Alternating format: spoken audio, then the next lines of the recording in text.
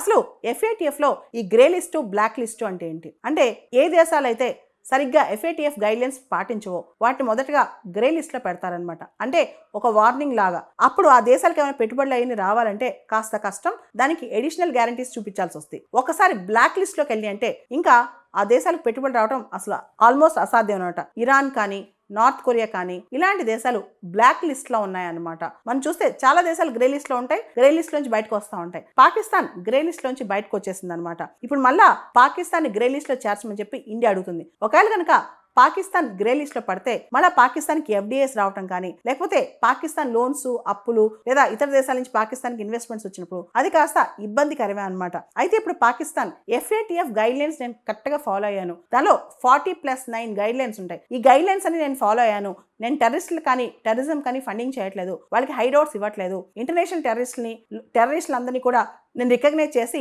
వాళ్ళకి ఎటువంటి ఆయుధాలు ఫండ్స్ అందకుండా చూస్తుందని చెప్పి పాకిస్తాన్ గ్యారంటీ ఇవ్వాలన్నమాట. అయితే ఇప్పుడు FATF ఇండియా చేసిన డిమాండ్ని, ఇండియా చేసిన రిక్వెస్ట్ని ఏ విధంగా కన్సిడర్ చేస్తుందో మనం వెయిట్ చేయాలి. ఎందుకంటే ఇండియా పంపించిన ఎవిడెన్సెస్ కానీ ఇండియా చూపించిన ఎవిడెన్సెస్ కానీ FATF ఏ విధంగా తీసుకుంటుంది అని. ఇక్కడ చైనా కూడా ఉంది కాబట్టి కొన్ని దేశాలు FATF లో పాకిస్తాన్ సపోర్ట్ చేసే అవకాశం కూడా కనిపిస్తుంది. కానీ పూర్తి స్థాయిలో ఇప్పుడు పహల్గామ్ టెర్రర్ అటాక్ తర్వాత ప్రపంచ దేశాలకు చాలా మందికి అర్థమైంది పాకిస్తాన్ స్టేట్ స్పాన్సర్ టెర్రరిజం చేస్తుందని.